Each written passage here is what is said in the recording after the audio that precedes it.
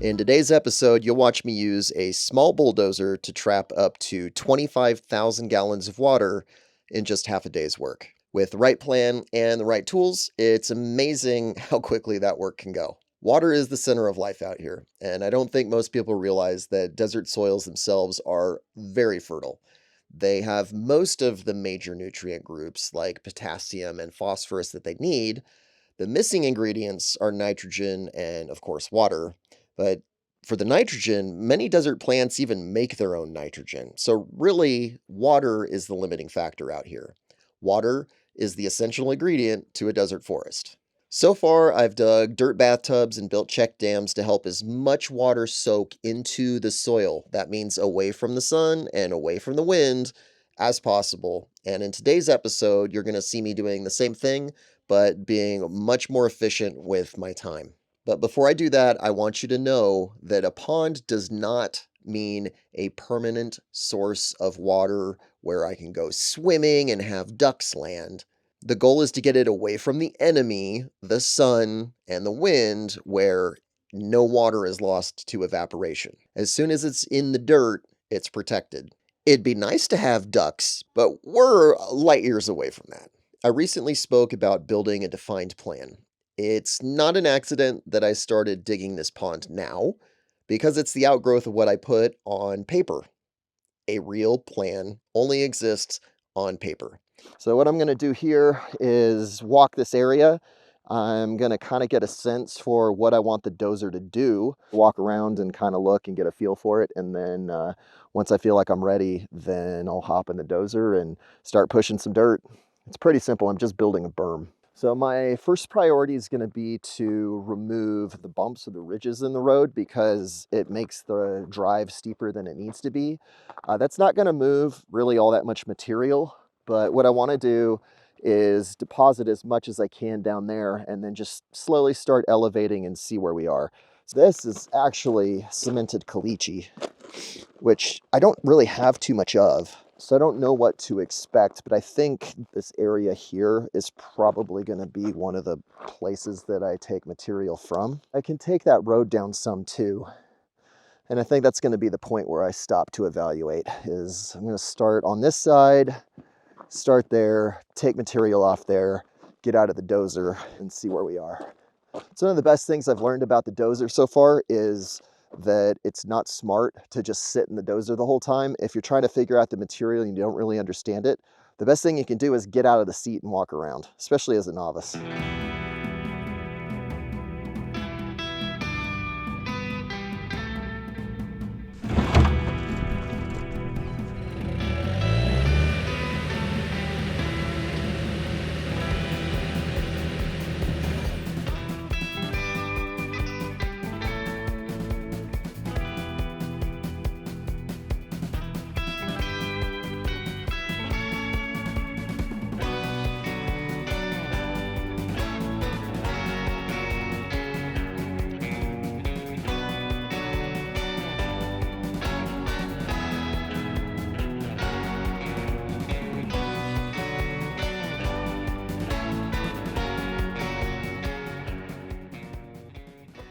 Hey guys, I just wanted to take a short break to show you what I'm doing. So what I've started with is up here on the top of the hill. I wanted to shave this off so that it doesn't have quite as steep of a drop. And now what I've been doing is just taking material essentially from uphill and then pushing it downhill. But what's fun is that you can see there's different types of material in here, and I'll do close-ups here in a minute to show you the differences. But what I've been doing is just slowly depositing the material so that I do two things at once, which is make this access road a little more friendly. And then the second is that down there, that's the top of the berm, which is also going to create the pond. And what I'm just going to keep doing is I get to roughly that level and then walk with the bulldozer with a full blade and just let the material deposit off the top. And I'm just going to do that over and over and over and over again. Let me take you to this material though. Okay, the first thing to notice is that this material has a reddish color, and I just noticed is different. So it is interesting to see the soil change. I think that's just some kind of like weathered like sandstone. Not sure. But what's fun is I found this material, and I'm pretty sure that's clay. But let's see. Yeah. It's forming a good gritty material. So that also explains why nothing can grow up here, because this is hard packed clay. So as I break this up, which is nice, is I'm going to be pushing it downhill, which is all the way down here. And what I'm really bummed about is right as I was stopping, I had a time lapse running and the camera had shut off, but I had two B-1 bombers at about 200 to 300 feet altitude, basically on the deck, buzzed just over my property line. I mean, they couldn't have been more than maybe 150 yards, like right on the deck flying that way. It's the coolest thing. I'm so mad that didn't come on camera, but it was a pair of them and they were definitely B1s. So let's go down here and you'll be able to see the beginning of the pond. This is the elevation that I want the ponds to be. And then I might have to take it down a little bit. I might match that. That'll give me more material to work with. But basically, trying to make it about, right now, if I made it that high, that'd be about 5 foot. If I do it waist high, that'd be about 3 foot. So I'm not really too picky about the height here, because that goes back quite a long way.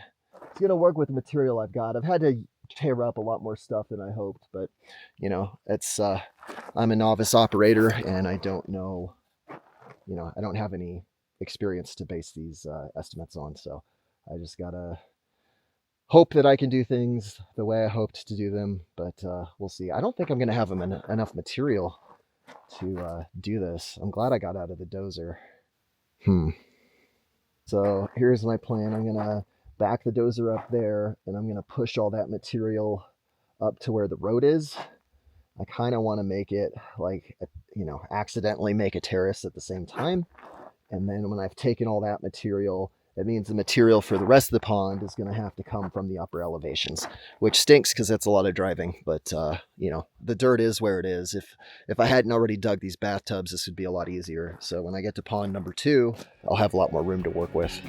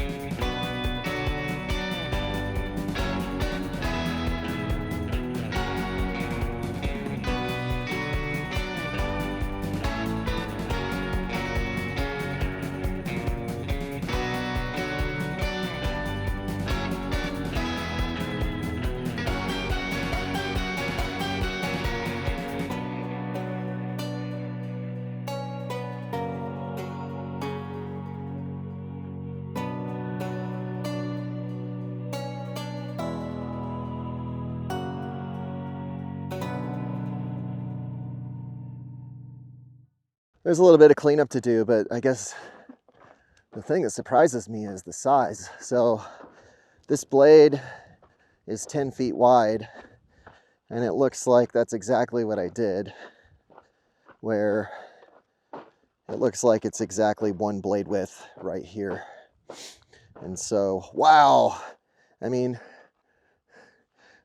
I got to go down there so you get a sense for how much steeper this is. It's a night and day difference.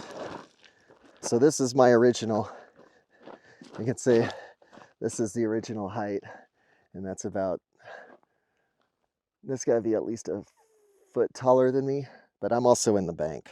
And this is not the actual size because this had quite a drop off. previously. Let's go show you on the other side. So that's downstream, and then this is upstream.